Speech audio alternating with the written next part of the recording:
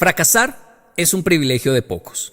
Ojo, esta frase tiene dos caras, una verdad con dos caras tan válidas como diferentes. Sí, justo así, como la moneda tiene dos caras y ninguna es más valiosa que la otra, caras opuestas que no logran verse y ni siquiera se parecen, pero pertenecen a la misma unidad, al mismo valor, tan diferentes como unidas. Veamos entonces las dos caras de esta verdad. Y la primera cara, o verdad, de esta frase es su rostro romántico, soñador, su cara sentimental y altruista. Fracasar es un privilegio de pocos. Habla de la belleza del duro proceso, de lo valioso que en un futuro será recordar nuestras caídas, de cómo un día nuestros fracasos y errores nos harán más que dignos de nuestros éxitos. Fracasar es un privilegio de pocos. La primera cara de esta verdad es noble e idealista. Me dice que debo abrazar mis fracasos, sí, respetar mis errores aquí en el presente, porque un día serán solo cicatrices. Y esas cicatrices nos harán dignos de nuestras glorias. Esas cicatrices serán nuestra autoridad para lucir bien nuestros éxitos. Esta primera cara, esta primera verdad de esta frase, me recuerda que gracias a saber enfrentar mis fracasos, no soy un hijo de la suerte. Que mi éxito es cosecha de haberme levantado una y otra vez de mis caídas. Obviamente, no tiene nada de malo tener suerte en la vida, pero es innegable ese bello privilegio que se siente al estar en la nómina de los que superamos fracasos tan profundos. El privilegio de mirar atrás, de contemplar las cicatrices y sentir que fuimos fuertes. Ese es un privilegio de pocos. Por lo anterior, entiendo bien la frase que dice: ¿por qué me hablas solo de tus éxitos si aprendo tanto de tus fracasos? Fue de hecho Borges, el poeta argentino, quien tuvo tantos aciertos en su vida y quien finalmente dijo: si pudiera vivir nuevamente mi vida, en la próxima trataría de cometer más errores. No intentaría ser tan perfecto, me relajaría más. Se nota que ya entrado en edad, Borges también entendió que fracasar es un privilegio de pocos. ¡Cachoina! Pero eso es solo una cara de la moneda. La otra cara no es romántica, ni tan personal. Es un poco más agria, pero también es verdad. Fracasar es un privilegio de pocos. Me dice también que solo corre riesgo de perder aquel que tiene el privilegio de tener algo que perder. Para quien vive en el fracaso, para quien apenas sobrevive, fracasar no es una preocupación. Imagínese un mendigo que su único objetivo es llegar al final del día con una sola comida y un par de cigarrillos. Es una tarea fácil para él. De hecho, casi siempre logra 3 o 4 veces más de lo que necesita. No se preocupa dónde dormir porque conoce varios lugares donde pasar la noche y darle sus sobras a los buenos perros que siempre fielmente lo acompañan. Imagínese importunarlo mientras duerme placenteramente en el parque. A eso de las 3 de la mañana, despertarlo y decirle: ¿no le da miedo el fracaso, señor mendigo? El único fracaso para él sería despertarlo de su placentero sueño. En ese orden de ideas y en esa lógica, pues fracasar es un privilegio de pocos, porque solo puede fracasar quien tiene algo en juego. Ya no sobrevive, sino que vive, y tiene además con qué apostar al éxito en esta vida. Solo fracasa el que tiene algo que invertir, algún recurso, tiempo, dinero, ahorro y hasta fuerza vital para invertir. Yo pongo la fuerza, dijo el gran filósofo Patricio, y así se armó el negocio en el fondo de bikini. Esta es la otra cara de la frase: quien no tiene nada de lo anterior, y sabe Dios que son muchos, no pueden darse el lujo de emprender para fracasar. Cuando se vive a ras con cantidad, cuando no se vive, sino que apenas se sobrevive, cuando al final del día no queda tiempo, fuerza, ni mucho menos capital alguno para arriesgar, pues fracasar es un privilegio de pocos. Cuando mi esposa estaba estudiando en la Facultad de Psicología en Colombia, le llegó el momento de las prácticas y debía visitar un centro de rehabilitación para farmacodependientes y hablar con ellos. Y yo, queriendo ayudarle, le comenté mi idea de qué hablarles. Me dijo: no se puede hablar del futuro. Todo lo que me está comentando es sobre el futuro, sobre los sueños. Y a estos pacientes no se les puede hablar del futuro ni de los sueños, Kenji. Sorprendido pregunté: ¿y por qué? Ya casi para graduarse como psicóloga, me dijo con firmeza y con sus gafas puestas: porque estos pacientes están apenas sobreviviendo. La meta de ellos es llegar al final del día. Solo tienen que llegar al final del día sin consumir. Ese es su único futuro, meta y objetivo. Es finalizar el día sin caer en la tentación. Paso a paso, hora a hora, día a día, van a lograr vencer su adicción. No se pueden estresar pensando en el futuro, porque esto puede hacer que recaigan con mayor facilidad. ¡Wow!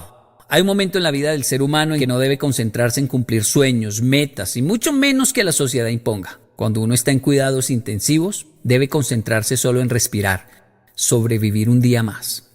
Imagínese mi esposa con gafas diciendo eso. Oh, pobres mortales, no sabéis lo sexy que se veía.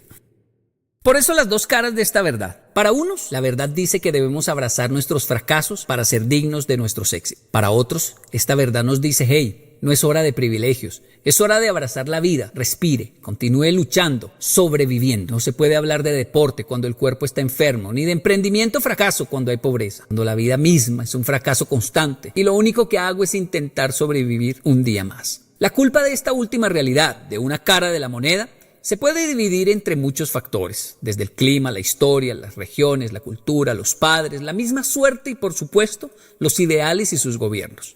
Pero finalmente, estas son causas, pero no soluciones. Y si bien debemos invertir en soluciones para nuestras futuras generaciones, hay un niño dentro de mí que me dice, yo también quiero jugar. Quiero dejar de sobrevivir y entrar al juego de los que arriesgan y fracasan una y otra vez hasta tener éxito. Y aquí viene lo que une estas dos verdades y la convierten en una sola moneda. Muchos de los que hoy gozamos de este privilegio de fracasar una y otra vez hasta lograr el éxito, venimos en realidad del otro lado de la moneda. Sabemos lo que es sobrevivir, solo intentar llegar al final del día, al fin de semana y tener cómo pagar al final del mes el arriendo. A algunos nos tocó, no uno ni dos, sino décadas así. Más de la mitad del camino es luchar para tener con qué jugar y luego aprender a jugar para fracasar una y otra vez hasta lograr. ¿Ustedes jugaron piquis con esas esferas de vidrio? Esas bolitas de vidrio que parecían ojos de gato y el que con buena puntería impactara el de su oponente le quitaba su esfera. Pues bien, el primer paso para jugar piquis no era tener puntería, era tener piquis. O hacer un préstamo y gracias a ese préstamo de un buen amigo, irse para la casa con 5 o 10 bolitas de vidrio que antes yo no tenía. O pasar de no tener piquis a tener ahora una deuda de 5 piquis con un amigo que no sufre de Alzheimer. En este orden de ideas, la frase del maestro resultó no ser una condena, sino una explicación práctica para la vida. Al que tiene, se le dará. Y al que no tiene, aún lo poco que tiene, se le quitará. ¿Por qué? En lo que a mí respecta, debo decir que se puede salir de ese estado de los que no tienen y lo poco que tienen se lo quitan. ¿Pero cómo, Yokoi? Bueno, pasos habrán muchos. Permítame con respeto hablar solo de 3. El primero dice así: no es sano emprender desde -0 ni desde 0. Lo más sano es aprender a trabajar, a administrar mi economía, por pequeña que ésta sea, ahorrar y luego tener ese privilegio de fracasar. Es que muchos intentan emprender desde el vacío de sus deudas. Intentar saltar desde un hueco es mucho más difícil que desde una plataforma sólida. Intentar salir adelante desde un montón de deudas para poder pagarlas tiene una fuerte tendencia a ahondar más la situación y el problema. 2. Fracasar es un privilegio, pero no un drama eterno. Quiero decir, pierde rápido, pasa rápido y no hagas drama. Cuando exageramos la situación, se maximiza el problema. La gente que se queja y vive maximizando sus tragedias aleja cada vez más el éxito de aquellos que saben de él. 3. No confundamos respetar mis fracasos con atesorarlos. Yo respeto mis fracasos, los abrazo, porque un día serán las cicatrices que me harán digno de mis glorias. Sin embargo, no atesoro fracasos, lo que atesoro son éxitos. No colecciono cicatrices, acumulo éxitos.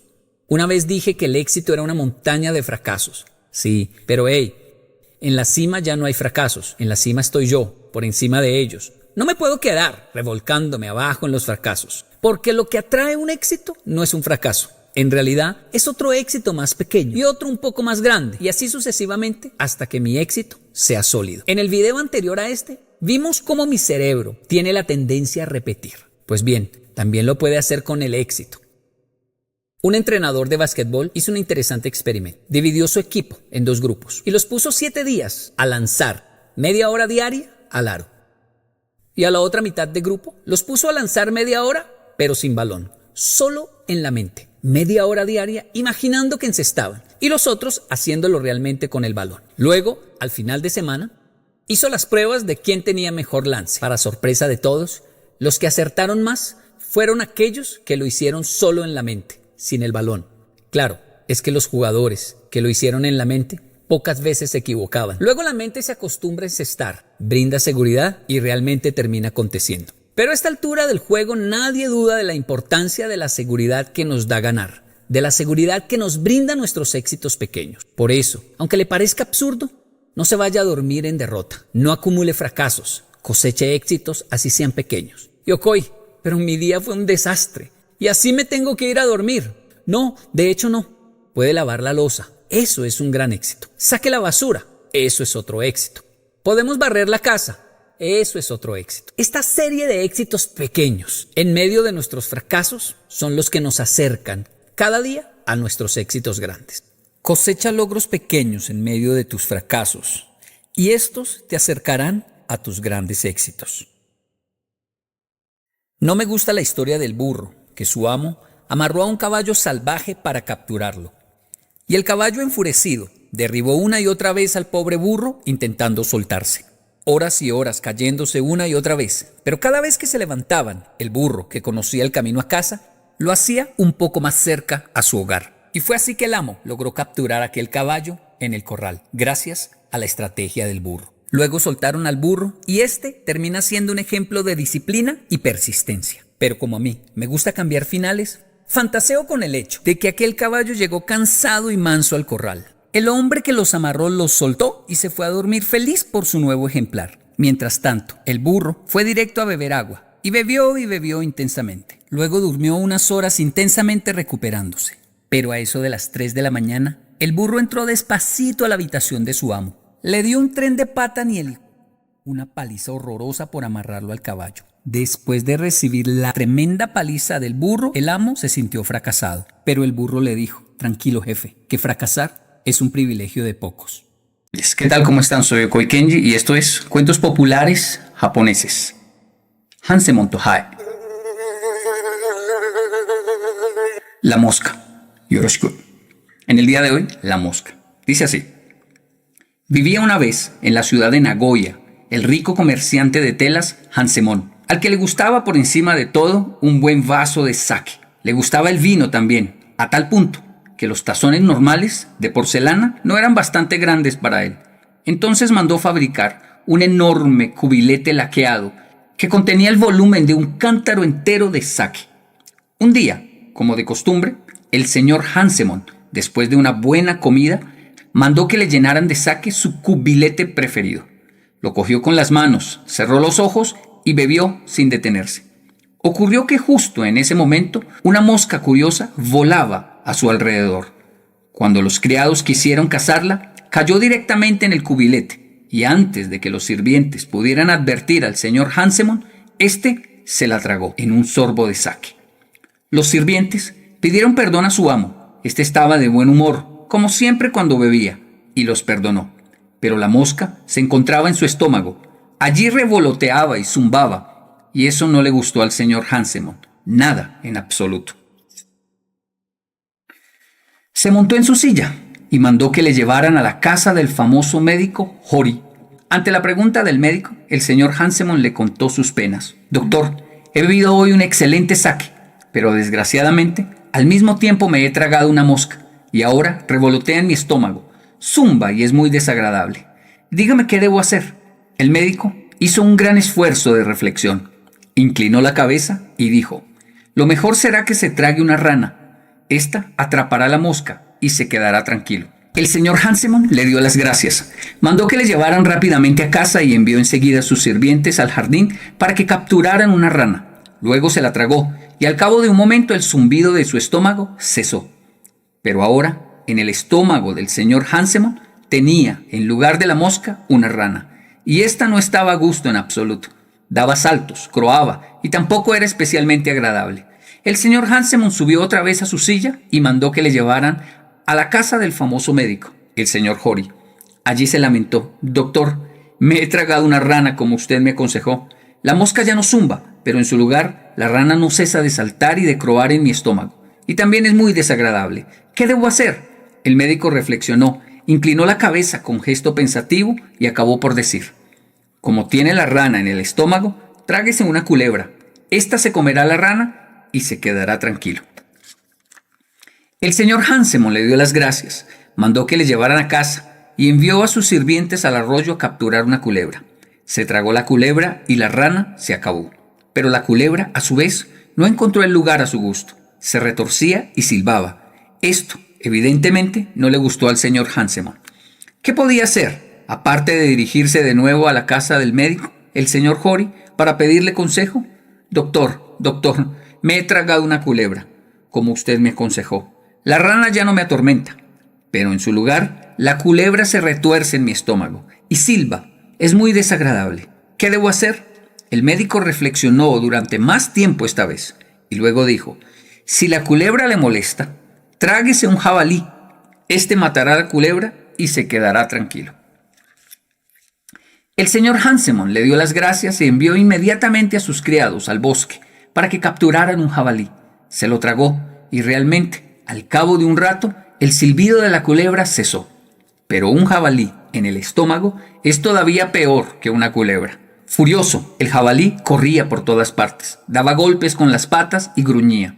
Era insoportable y el señor Hansemon tuvo que ir de nuevo a la casa del médico para buscar ayuda.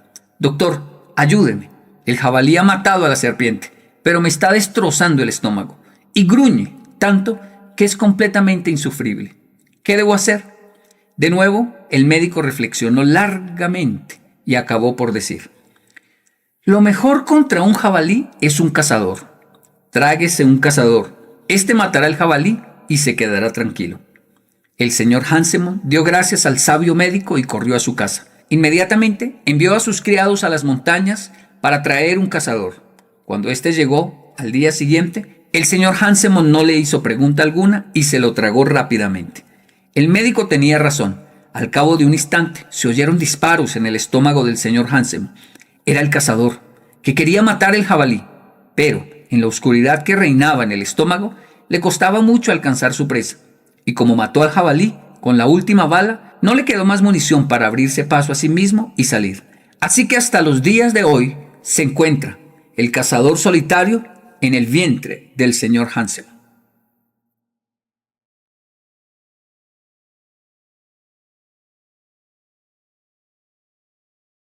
Cada personaje tiene su simbología. Para mí, la mosca son los pequeños problemas de la vida, los detalles de la vida, que buscándole solución caemos en otros peores. El médico son aquellas personas que buscan siempre soluciones mágicas y absurdas, que dicen saber y no saben nada. Esa idolatría que tenemos por líderes, sean políticos, sean religiosos, que pensamos que tienen la solución y les creemos todo lo que dicen en seco. Tragamos entero todos sus argumentos. Debemos analizar lo que dice cada quien, porque nadie es todopoderoso entre nosotros. El sapo representa para mí las personas que dan coba, dicen en Colombia, que dicen: vaya, péguele, grítele, usted también, lo empujó, empújelo. Esos niños que nos rodeaban y decían: desen bien duro, hagámosle coro para que se golpeen, para que se agredan. Esos son los sapos. Se tragan los problemas pequeños con soluciones mucho más prácticas. Usted también empújelo. Gente maliciosa que le hace barra a que nos equivoquemos más. Son los sapos. Luego llega la culebra, es la maldad un poco más estilizada. Son esos abogados inescrupulosos, son esos líderes o coach inescrupulosos que nos venden soluciones nefastas, dañinas, todo por el dinero, todo por el éxito, todo por alcanzar soluciones absurdas, rápidas y mágicas, pero que finalmente terminan acabando y deteriorando nuestra humanidad. Luego viene el jabalí, es esa naturaleza mamífera, quiere decir, la reacción donde ya la razón no entra. Cuando digo no se pudo ni con un abogado, ni con un líder religioso, esto se nos salió de las manos, yo voy a ir a matar a esa gente. Yo ahora voy a solucionar. Vamos a mandar a los de la moto, dicen en Colombia.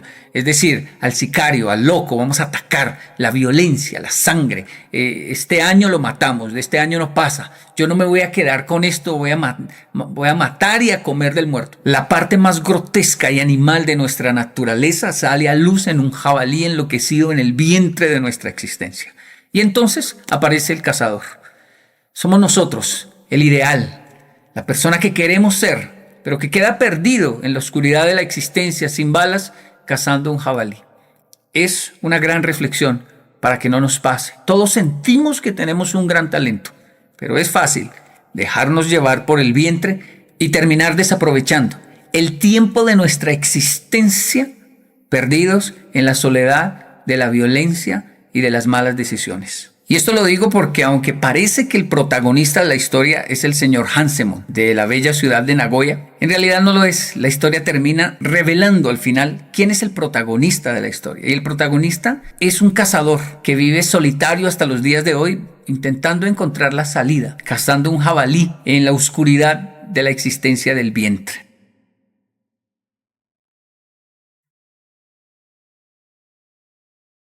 Y para muchas culturas y muchas creencias, siempre el vientre habla de los deseos más profundos, de las entrañas. Cuando una persona se enamora, dice que siente mariposas en el vientre. Nos habla de un deseo insaciable. Incluso el mismo apóstol Pablo fue quien dijo, el vientre no se sacia nunca. La primera lección es el hecho de que cuando le damos rienda suelta a alguno de nuestros deseos, no hay vientre que lo aguante. Cuando le damos rienda suelta a nuestras pasiones y deseos, en realidad nunca vamos a saciarnos. Es cierto que, por ejemplo, la miel o el azúcar, por buenos que sean, en exceso hostigan el paladar. Hay un umbral que si se pasa, hay un muro, hay una línea que si se pasa, el vientre se amplía, se ancha y entonces comenzamos a consumir y a subir de peso. Y hoy por hoy conocemos personas pesando 250 kilos porque le dieron rienda suelta a su apetito. Y es así que inicia esta historia del señor Hansemon. Él comienza bebiendo sake, pero quiere más. La taza de sake japonesa, que es bien pequeña, no le es suficiente y manda a hacer una tan grande que le cabía todo un cántaro de sake. Y entonces bebe a gusto. Pero como todo exceso trae sus consecuencias, en el exceso de esa locura, el señor Hansemon se traga una mosca curiosa. Siempre hay algo, siempre hay una mosca, un detalle, algo pequeño que dice, pero quiero más, pero quiero más, pero quiero más. Deme el helado más grande, sí, pero no sé, algo me faltó, algo me faltó. Y cuando nos damos cuenta, deterioramos nuestra alma, incluso nuestro cuerpo. Nunca satisfechos porque el vientre no se sacia, jamás cuando le damos rienda suelta.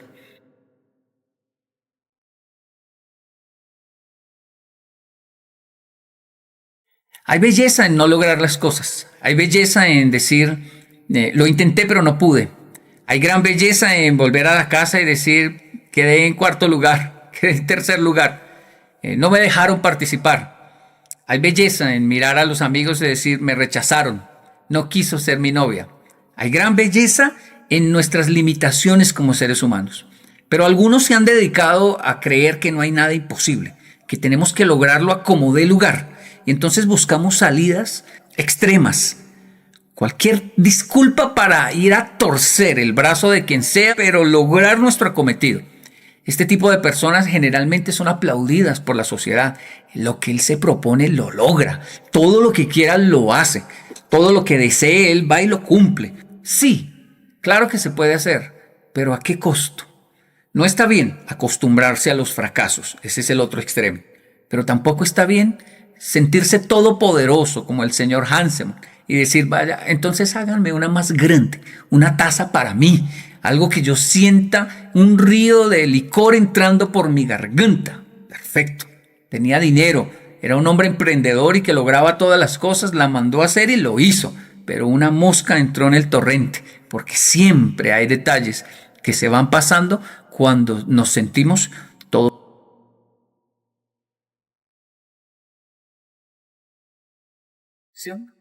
Es la importancia de la simbología en esta historia. Siempre que queremos tomar una historia antigua y buscarle literalidad, y aterrizarla en nuestra lógica y nuestra razón, que también son limitadas y relativas, perdemos las lecciones más profundas. Si vemos una historia como esta y decimos, pero pues la mosca se hubiese muerto, pero ¿cómo se va a comer un jabalí? Eso es imposible. Y en el debate de la lógica perdemos la esencia, especialmente en estos escritos sagrados, como los escritos de la Biblia.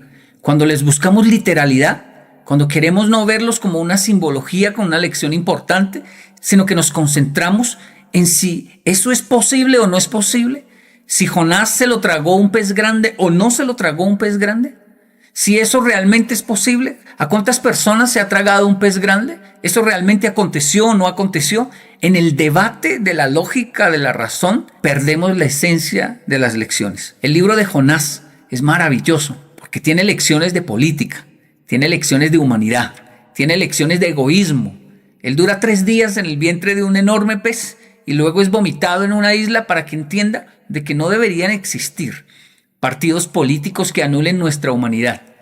Y entonces él termina en un país que él odiaba, en el equipo que él no quería, en el equipo de fútbol que odiaba, con el alma, porque sentía el sesgo humano de los colores, de las banderas. Pero esa lección de 3 días dentro del vientre, una vez más sale aquí un vientre, el vientre del pez, lo hace renacer con una actitud diferente y hacer una labor misionera llena de amor hacia la ciudad de Nínive. Luego tiene otra lección mirando unas calabazas, donde Dios le dice, pero si a usted le da pesar esa calabaza que se pudrió, ¿por qué no le da pesar la gente, las personas? Solo porque no son de su partido político, solo porque no son de su país, solo porque no militan en el mismo color que usted milita y además porque hay que militar por algo que no sea finalmente la humanidad y porque hay que hacerlo con violencia. Una gran lección hay dentro de la historia de Jonás, pero no la vemos cuando solo debatimos el hecho de si es posible o no es posible. Nada es tan lógico ni absurdo en esta vida como pensamos.